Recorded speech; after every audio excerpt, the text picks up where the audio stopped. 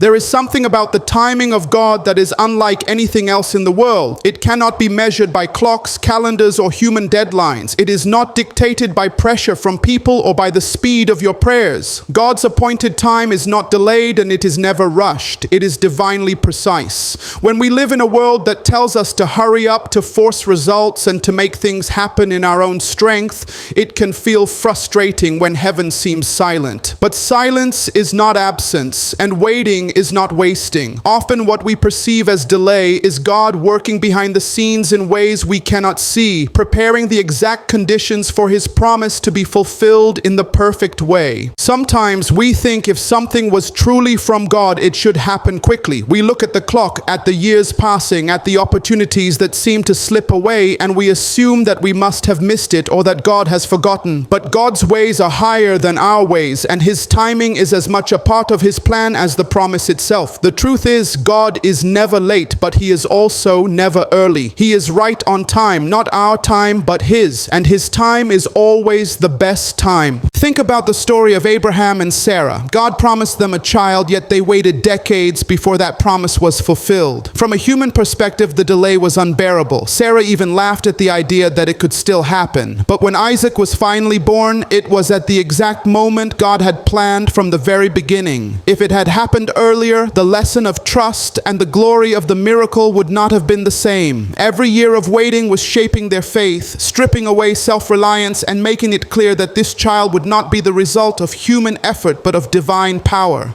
This is the nature of God's appointed time. It comes suddenly, but it is never random. It may appear like nothing is happening, and then in a single moment, everything changes. Joseph was in prison one day, forgotten by men, and the next day he was standing before Pharaoh, becoming second in command over Egypt. That wasn't coincidence, that was divine precision. Every unjust moment, every false accusation, every delay in his release was perfectly aligned to position him at the exact right time when Egypt would need a leader who could interpret dreams and manage famine. Had Joseph been released earlier, he would not have been in the right place at the right moment to fulfill his destiny. This is why you cannot despise the waiting season. The waiting is the work. It is in the waiting that God builds in you the strength to carry the blessing when it comes. It is in the hidden seasons that He shapes your character, teaches you dependence on Him, and aligns other people, places, and events to intersect with your life at the right moment. You might think you're ready now, but God knows when your preparation has reached fullness. He knows when the hearts of others involved are ready, when circumstances are in place, and when your faith has been refined enough to receive without being destroyed by the very thing you prayed for.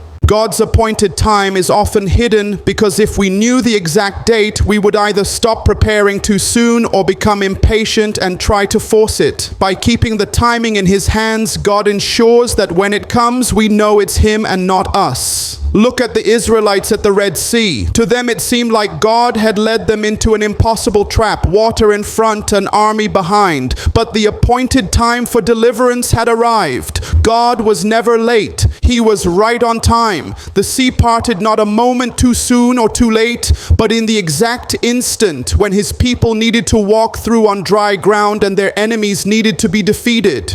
In your own life, there may be doors you've been knocking on for years, opportunities you've been chasing, prayers you've been praying without seeing any progress. But just because the door hasn't opened yet doesn't mean it won't. God knows the moment when that door will swing wide, when the people you need to meet will be in the room, when the resources will be available, and when your spirit will be ready to walk through without fear. You may feel like time is running out, but in God's kingdom there is no shortage of time. There is only perfect time. And when His appointed time comes, things will move quickly. The same God who took years to prepare Joseph moved him into his destiny in one day. The same God who prepared David in obscurity brought him before Goliath in a single moment that would change Israel's history. The same God who kept you in the waiting will suddenly accelerate you when the time is right. You will look back and realize that what felt like a delay was actually a setup, and what seemed like a setback was actually God positioning you for a greater comeback than you imagined. We often think we have to make it happen to push our way into God's plan. But the beauty of His appointed time is that when it arrives, it does not depend on your striving. It depends on His sovereignty.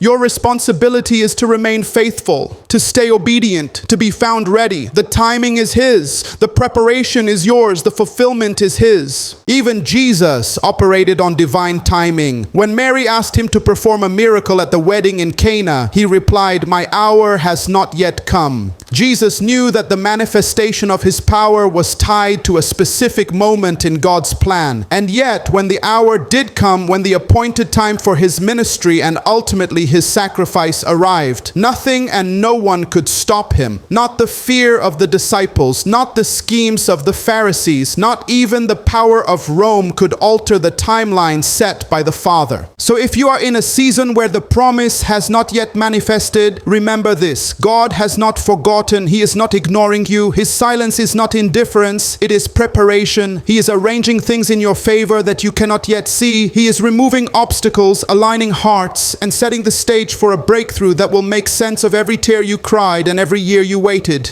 And when it comes, it will not be a slow unfolding. It will be sudden. The call you have been waiting for will come out of nowhere. The healing will manifest when you least expect it. The opportunity will open in a way you couldn't have orchestrated. You won't have to force it, manipulate it, or beg for it. You will simply walk into it because it was appointed for you before the foundations of the earth. This is why the enemy tries to make you give up before the time comes. If he can convince you that God is late, you will stop preparing. If he can make you believe the promise won't happen, you will walk away from the place where God intends to meet you. But if you hold on, if you keep believing, if you keep working and praying and trusting, you will see the day when heaven's clock strikes your appointed hour. And when it does, you will see that God's timing is never late and never early. It is divinely precise. It will be worth every second of waiting. You will stand in awe of how He brought it all together. Not a moment too soon, not a moment too late, but right on time. His time, the only time that truly matters. When the appointed time of God arrives, there is nothing in heaven, on earth, or beneath the earth that can stand in the way of what He has ordained. There are seasons in life where it feels like every door is closed, every path is blocked, and every attempt you make is met with resistance. People may have said no to you. Systems may have pushed you out. The enemy may have whispered that you've missed your moment. But when God's time comes, all of those things lose their authority. No opposition can withstand the force of divine timing. It does not matter who rises against you, what rules are in place, or even what mistakes you've made. When God has set the moment, it will happen. Your past may be full of broken chapters, bad decisions, and missed opportunities, but those things only have power over you until God steps into your timeline with His appointment. When that moment comes, your past is no longer a chain, it becomes a testimony. The enemy loves to hold your history over your head to convince you that you can't walk into your destiny because of what's behind you. But God doesn't ask your past for permission to bless you. He redeems it, He rewrites it, and He uses it to magnify the victory that's about to unfold. Joseph's brothers sold him into slavery. Potiphar's wife falsely accused him, and the cupbearer forgot about him. From the outside, it looked like resistance had won. Every injustice seemed to push him further from his dream, but all of it was actually moving him into position. The day Pharaoh had a dream he couldn't interpret was the exact day Joseph's gift was needed. In a single moment, Joseph went from a prisoner to a ruler. When God's appointed time came, the betrayals, lies, and delays had no power to keep him locked away. Resistance was irrelevant. The pit, the prison, and the pain were only stages leading to the throne. The same truth is seen in the life of David. He was anointed as king while still a shepherd boy, but then spent years running from Saul, hiding in caves and living in exile. Many would have thought the promise had been lost in the chaos. But when the time God had set for David to reign arrived, no amount of Saul's jealousy, no army sent against him, no years of hiding could prevent it. God's timing overruled every attempt to destroy him. The throne became his because heaven had already decreed it. Even your own limitations lose their grip when the moment arrives. You may not feel qualified, ready, or strong enough, but the appointed time does not depend on your strength. It depends on His authority. Moses felt unworthy to lead, claiming he was slow of speech. Gideon called himself the least in his family, yet when the hour God had set came, their insecurities could not stop them. The same God who calls you is the God who equips you at the moment you need it most. We must understand that divine timing does not negotiate with opposition. It overrides it. The Red Sea did not ask Pharaoh if it should part. Jericho's walls did not take a vote before they fell. Goliath did not get a chance to argue before the stone hit its mark. When God declares, "Now the forces against you are powerless," what looked like a fortress becomes a doorway. What seemed like an army becomes a stepping stone. The resistance you feared becomes the very thing that highlights the miracle. Sometimes we think the enemy is winning simply because time is passing and nothing seems to be changing. But delay is not defeat, and resistance is not proof of God's absence. In fact, the very presence of resistance often means that you are on the path towards something significant. The enemy only fights what he fears. He cannot stop God's plan, so he tries to distract you, discourage you, or detour you before the appointed time arrives. If he can get you to quit early, you will miss the moment. But if you keep standing, keep trusting, and keep moving forward, the day will come when the tide turns and all the resistance will collapse in an instant. There are battles you will not have to fight because God will handle them himself when the time is right. In Exodus, the Israelites stood at the shore of the Red Sea with Pharaoh's army closing in. From a human perspective, there was no way forward. But God told them, "The Lord will fight for you. You need only to be still." And in one breath of his power, the waters parted. What had been an impossible barrier became their escape route, and the very army that tried to chase them was swallowed up in the sea. The resistance was not only removed, it was destroyed. When his time comes, even the people who opposed you can become instruments of his plan. The same Pharaoh who oppressed the Israelites ended up funding their exodus with gold and silver. The same brothers who sold Joseph ended up bowing before him and receiving life-saving provision. God does not need to eliminate every enemy before he moves. He can use them to accomplish his purposes. That's why the scripture says he prepares a table before you in the presence of your enemies. They will have to watch you walk into what they tried to stop.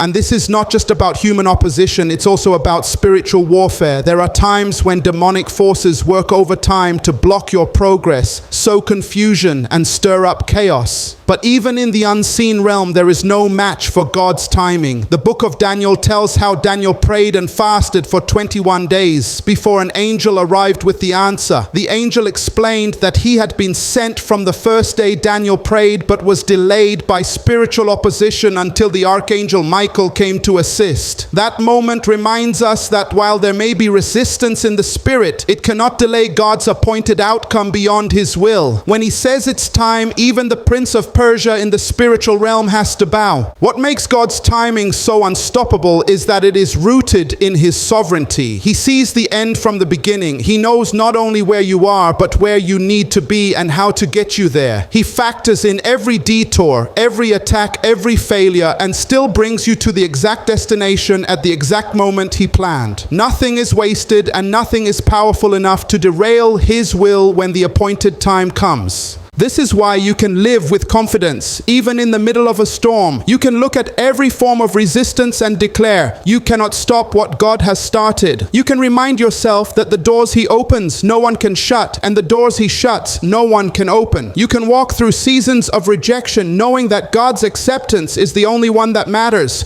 You can face betrayal, knowing that the one who holds your future has already factored it into his plan. When God's appointed time arrives, it often looks effortless to those watching from the outside. They will see the breakthrough, but not the years of resistance you endured. They will see the sudden promotion, but not the quiet tears you cried in faith. They will see the miracle, but not the many moments you almost gave up. But God will see it all, and he will get the glory for bringing you through. It will happen so suddenly that the resistance you faced will feel like a distant memory. The pain will give way to purpose. The obstacles will give way to open doors. And the very things that tried to hold you down will become the evidence that God's power is greater than any force against you. You will know beyond a shadow of a doubt that it was his hand, his timing, and his faithfulness that brought you to that place. So if you are in a season where everything seems to be pushing against you, take heart. The fight is not forever. The walls will not stand forever. The opposition will not last forever. There is a day on God's calendar with your name on it. When that day comes, nothing in existence will be able to resist it. It will happen not because of who you are, but because of who He is. Not because of your strength, but because of His sovereignty. And when it does, you will walk into it without fear. You will step over the rubble of what once blocked you. You will see that every attack, every closed door, every long night was powerless to stop the move of God. Resistance will be irrelevant because the King of Kings will have spoken, and His word cannot return void. That is the unstoppable reality of God's appointed time. When it comes, nothing can stand in its way. And when you stand in it, you will know you have stepped into something that no man, no devil, and no past could ever take from you. You will have entered into the fullness of what God has been preparing all along, and you will see with your own eyes the victory that was yours from the very beginning.